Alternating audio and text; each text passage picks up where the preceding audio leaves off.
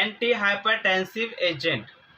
तो anti hypertensive agent क्या होते हैं, पहले ये वर्ड को हमें समझ लेना है। एंटी हाइपरटेंसिव का मीनिंग देखो, एंटी मीन्स होता है अपोजिट, जो हम लोग अभी भी पढ़ते चले आए हैं। एंटी मीन्स होता है अपोजिट या अगेंस्ट। हाइपरटेंशन मीन्स होता है हाई ब्लड प्रेशर हो जाता है, तो उसी को हाइपरटेंशन कहते हैं। ठीक है, जैसे फिर डेफिनेशन उसके क्या लिखा है, hypertension refer to the condition in which the pressure of blood vessels is higher than normal range. जो ब्लड प्रेशर होगा वो कैसा होगा, नॉर्मल रेंज जो हमारा होता है 120/80 होता है, उससे कहीं ज़्यादा हो जाएगा तो उसको बोलेंगे हाइपरटेंशन। ठीक है, हाइपरटेंशन। तो फिर हाइपरटेंशन या फिर ब्लड प्रेशर होता क्या है, उसको पहले हमें समझना ये ज़रूरी हो जाता है कि सर हाइपरटेंशन, ठीक है वो अलग बात है, पहले हमें ब्लड प्रेशर समझाओ।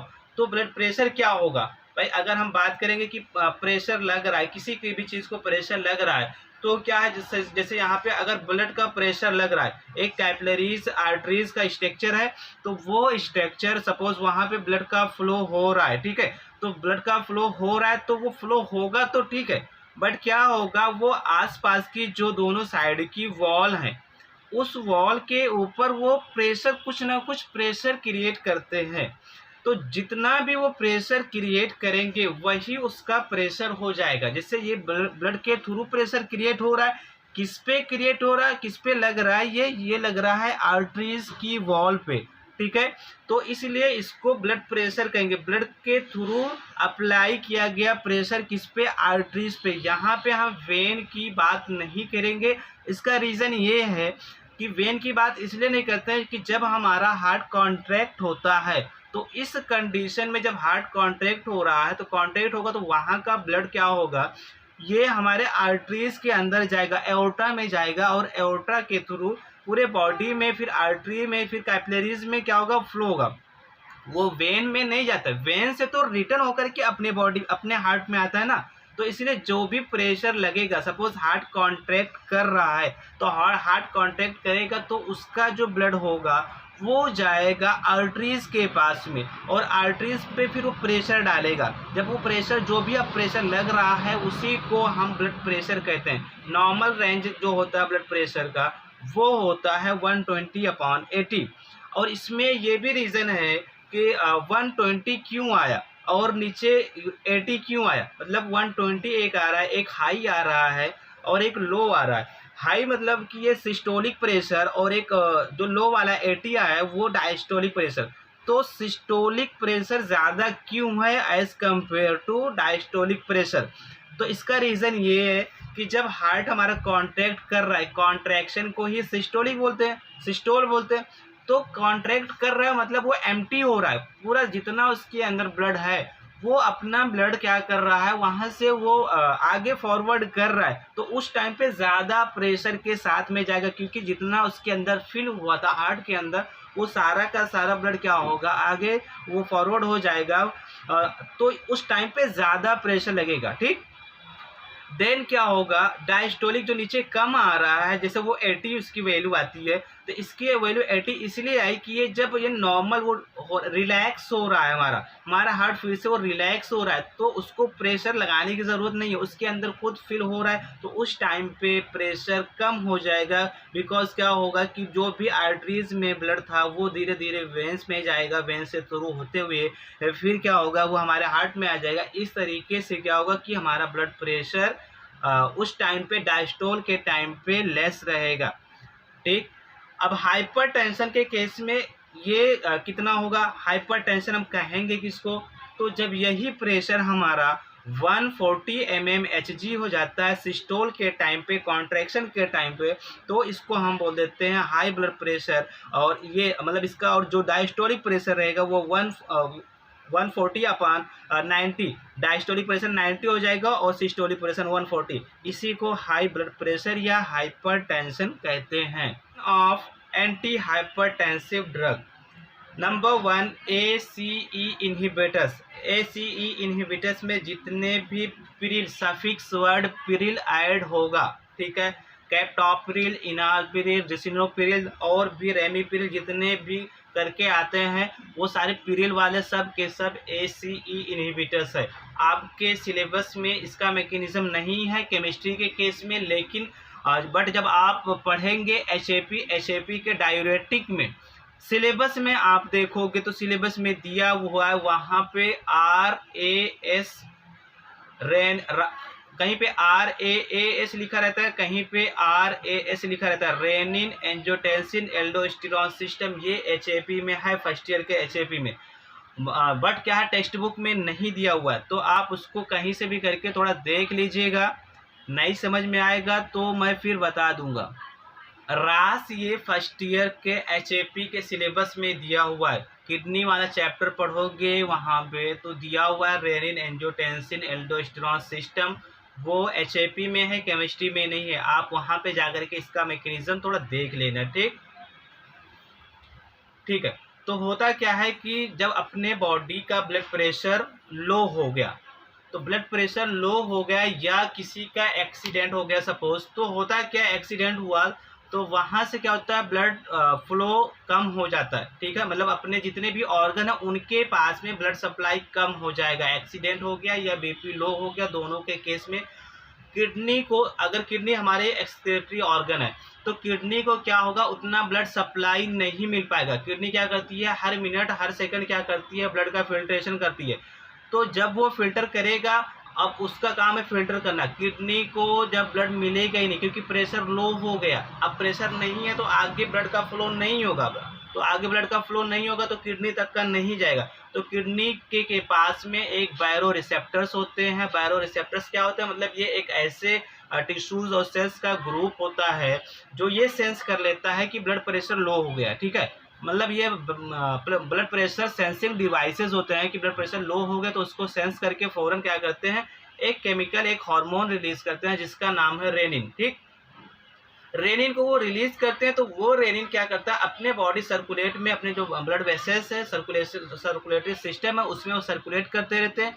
वो जब वो पहुँचते हैं लीवर के पास में तो लीवर क्या करता है, एक प्रोटीन है एंजियोटेंसिनोजन, एंजियोटेंसिनोजन को क्या करता है, उसको वो रिलीज करता है लीवर। तो ये जो रेनिन अभी किडनी से सिक्रीट होके आया था किडनी के पास से, वो क्या करता है, एंजियोटेंसिनोजन को ये कन्वर्ट कर देता है एंजियोटेंसिन फर्स्ट। ठीक है, एंजियोटेंसिन फर्स्ट में कन्वर्ट कर दिया एंजियोटेंसिन फर्स्ट। फिर ये जाता है लंग्स के पास में, लंग्स के पास में जाएगा तो वहाँ पे एक और एंजाइम होता है ACE, एंजियोटेंसिन कन्वर्टिंग एंजाइम होता है। ठीक है, ये होता है हमारे किसके पास में, ये होता है लंग्स के पास में। तो लंग्स क्या करेगा, लंग्स का जो एंजाइम है एंजियोटेंसिन कन्वर्टिंग एंजाइम, ये एंजियोटेंसिन 1 जो कि लीवर से वहाँ से वो एक्टिव हो कन्वर्ट होके आ रहा है, 81 भी उसको बोलते हैं या एंजियोटेंसिन 1 बोलते हैं। ठीक, एंजियोटेंसिन 1 कन्वर्ट होगा एंजियोटेंसिन 2 में, एंजियोटेंसिन 2 फिर ये जाता है एड्रिनल कॉर्टेक्स के पास में।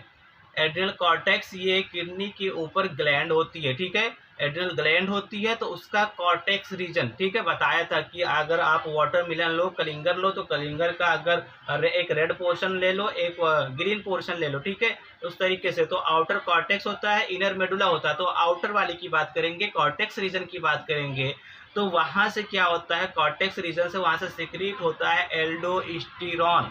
एल्डोस्टेरॉन हार्मोन का सिक्रीशन करता है। तो एल्डोस्टेरॉन फिर क्या करता है, वो जाता है हमारे किडनी के नेफ्रॉन के पास में, और नेफ्रॉन के DCT रीजन में, कलेक्टिंग डक्ट रीजन से, वहाँ से सोडियम का और वाटर का रीअब्जॉर्प्शन बढ़ा देता है। ठीक, सोडियम का और वाटर का रीअब्जॉर्प्शन बढ़ेगा, जिसकी वजह से क्या होगा, अब जो वाटर और सोडियम यूरिन के साथ में जा रहा था वो वापस अपने बॉडी के अंदर आ जाएगा।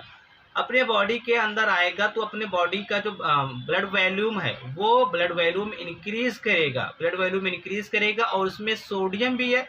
और हमें पता है कि जहाँ भी सोडियम रहता है वो ब्लड प्रेशर इंक्रीज करने का काम करता है। जब भी हमारे बॉडी में सोडियम लेवल इंक्रीज हो जाता है तो वो उसकी वजह से क्या होता है, ब्लड प्रेशर हाई हो जाता है। तो इस तरीके से हमारा ब्लड प्रेशर मेंटेन रहता है। ठीक, और जो पेशेंट जो पेशेंट ब्लड प्रेशर के शिकार होते हैं, जिसमें हमेशा ब्लड प्रेशर रहता है, हाई ही रहता है, उनमें ये रेनिन, एंजियोटेंसिन, एल्डोस्टेरॉन सिस्टम जो अभी रास, ये सिस्टम हमेशा एक्टिवेट रहता है, हमेशा हाई रहेगा, बीपी उनका हमेशा हाई रहता है। ठीक, तो क्या करना है, हम लोग यूज़ करेंगे एंजियोटेंसिन कन्वर्टिंग एंजाइम, जिसमें जितने भी पिरिल वाले हैं तो पिरिल वाला आ करके ड्रग क्या करेंगे, ACE को क्या करना है, ब्लॉक कर देना है।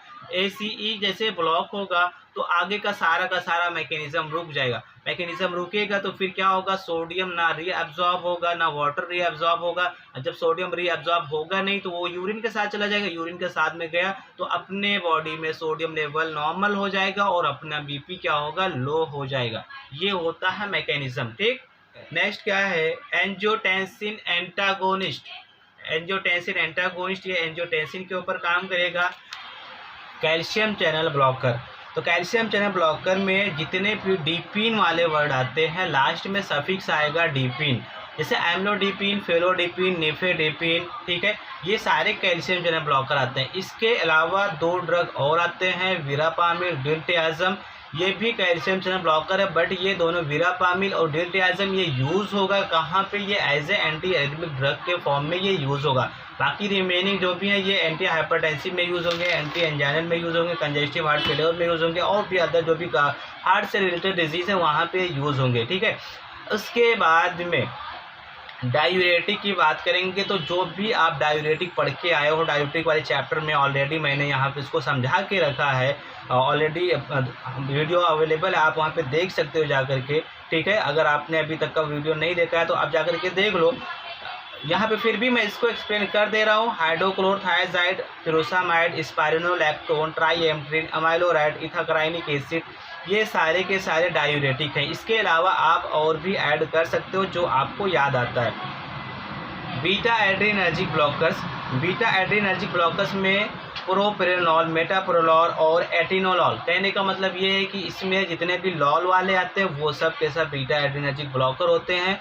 प्रोप्रेनोल मोस्ट इंपॉर्टेंट है, इस पे स्टार मार्क लगाया हुआ है। इसको आपको अलग से इसका स्ट्रक्चर, केमिकल नेम, ये सब आपको क्या करना पड़ेगा, देखना पड़ेगा। ठीक है, ऑलरेडी मैंने वीडियो अपलोड करके रखा है, स्क्रीन पे दिख रहा है। ये वीडियो में क्या है वो आपको मिल जाएगा, आप यहाँ से जा कर के देख सकते हो। अल्फा एड्रेनर्जिक ब्लॉकर की बात करेंगे तो प्राजोसिन, टेराजोसिन, फेंटोलामाइन, ये 3 अल्फा एड्रेनर्जिक ब्लॉकर्स हैं। नेक्स्ट क्लासिफिकेशन है सेंट्रल सिम्पैथोलिटिक, जिसमें क्लोनिडीन, मिथाइल डोपा। उसके बाद में आता है वैसोडाइलेटर्स, जिसमें आर्ट्रियोलर, मतलब ये कि आर्ट्रिया को क्या करेगा, डायलेट करेगा। आर्ट्रिया हमारी डायलेट हो जाएगी तो बीपी क्या होगा, लो हो जाएगा। इसके एग्जाम्पल में आता है हाइड्रालिजिन और मिनॉक्सिडिल। ठीक है, उसके बाद में आता है आर्ट्रियोलर एंड वेन्युलर, जिसमें आता है सोडियम नाइट्रोक्लोराइड और पिनासिडिन। ये सारे क्लासिफिकेशन है, ये मोस्ट इंपॉर्टेंट क्लासिफिकेशन है। ये फर्स्ट ईयर में भी है और एज इट इज़ आपको सेकेंड ईयर के फार्माकोलॉजी जो सब्जेक्ट आएगा उसमें आपको मिल जाएगा। तो आपको फर्स्ट ईयर में अच्छे से इसको पढ़ लीजिए, सेकेंड ईयर में आपके लिए ईजी हो जाएगा। ठीक है, इसके बाद में हम लोग पढ़ेंगे स्ट्रक्चर ऑफ प्रोप्रेनोलॉल।